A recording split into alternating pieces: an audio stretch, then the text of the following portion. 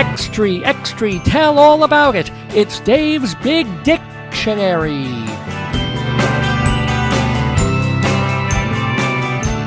Told you that's what it was called here on Dave's Gone By. So about 3 hours ago, my wife Joyce, my darling and adorable wife,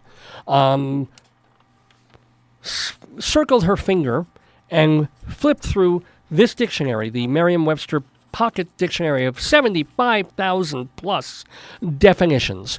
And the idea is that your finger lands on a particular word, and then I've got to think about something to talk about involving that word.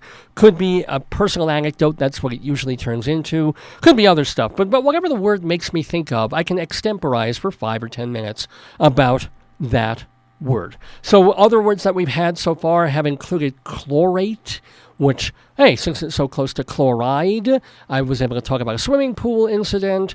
There was defile, that was fun. Ultra, where I talked about a trip to North Dakota, and words like that. We've been doing them for the past couple of weeks. I've been enjoying them. I hope you have too. We did spleen. Last week was snobbery.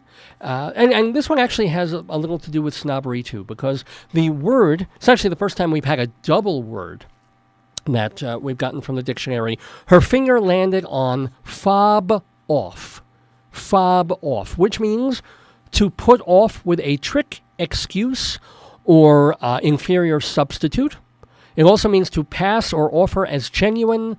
And then number 3 is to put, I thought it was inside, which would be interesting, but no, it's to put aside. That's the third definition of FOB OFF from the dictionary. So I had to think over the past half hour or so, what am I going to talk about that has to do with FOB OFF? And the story that really came to mind, and I'm not terribly proud of this, but it's a true story. I belong to a couple of different theater critics organizations, and one of them goes to, and I'm really not going to mention names. I'm going to change a lot of stuff in this because it's kind of a not wonderful story. But I belong to this organization, and the members get together at least once a year, sometimes a couple times a year in different places, and we sample the theater in that state, or in that city at least. So we'll all go for about 4 or 5 days, and we'll do panels, and we'll do board meetings, and then most importantly, we'll see theater in that city, whether it's Chicago, or whether it's Cleveland, or you get the idea, Los Angeles, San Francisco. So we go to one of these places, and I mean, it's an organization. Even though these are very smart people, talented people, good writers, we're also human, and we're eccentric, and we have our issues, and we have our problems, and we have our annoyances, and we have our things that are annoying to other people.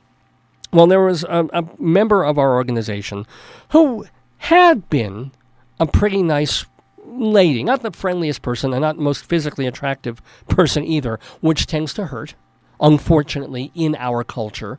But there you go. But okay, so she is a critic, and she's a writer for this organization. And unfortunately, she had been having medical issues. Now, this is going back 15, maybe 20 years old, about 15 years already. And medical issues that were not fun for her to go through. I mean, she could walk, but she had to use a wheelchair a lot, and she was getting around on canes and crutches and complaining. And also, she was probably on some drugs, meds, but was physically in pain or discomfort a lot of the time. And I think we all know what that can do to a person.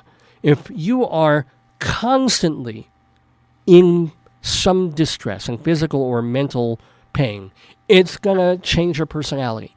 You're going to become, if you weren't Mary Sunshine to begin with, you're suddenly going to turn into the Wicked Witch of the West, right?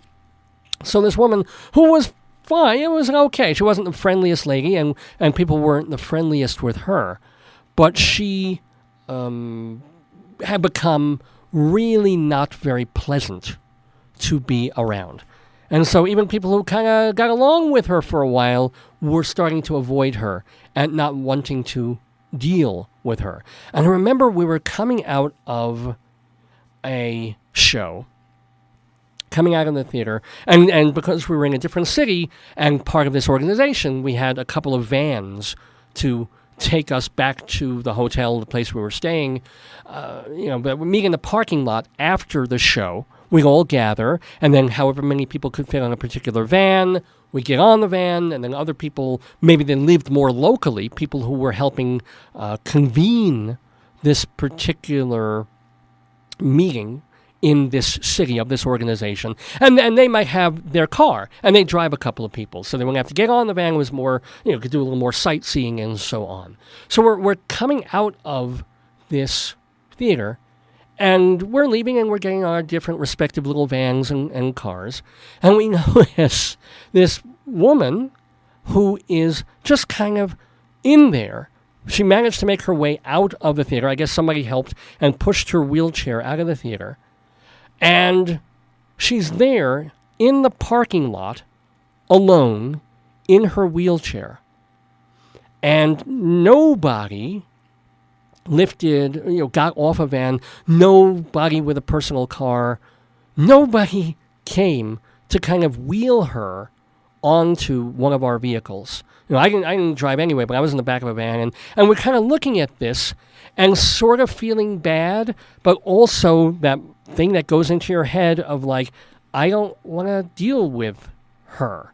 I don't want to be Atticus Finch. I don't want to be Mr. Rogers at this point. I just want to get back to the hotel, get a little rest, and then go to the night show. And somebody else will deal with her. Somebody else in another van. Somebody else from the organization. Or maybe the theater that we were just in that doesn't know her will see her in the parking lot and push her to a waiting place where she could get transportation.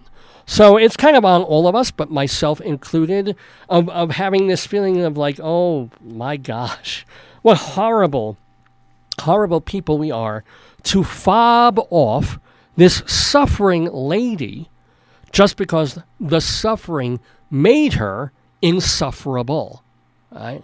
And eventually, she made it somehow to the other shows that we were going to and managed, as it were. And the happy part of this story is that within a year or two, she felt better, she got better meds, whatever she was going through healed a bit, and she turned into a much more nice, pleasant person. Again, she was never going to be Rebecca of Sunnybrook Farm, but at least she didn't have to be, she didn't have to be Cruella de Vil, she was never that bad, but she was difficult and not nice to be around. So that's how we fobbed off someone who was in a wheelchair and in pain and kind of doing that, am I my brother's keeper? First they came for the communists, then they came for the gypsies, then they came for nobody came for her. And I still feel a little bad about it all these years later. So our apologies to this critic. I do believe she's still alive and writing for some news thing in New York. I have to look her up. I have to check that out. But anyway, many, many years later, apologies for fobbing off this critic. And that is Dave's Big Dictionary.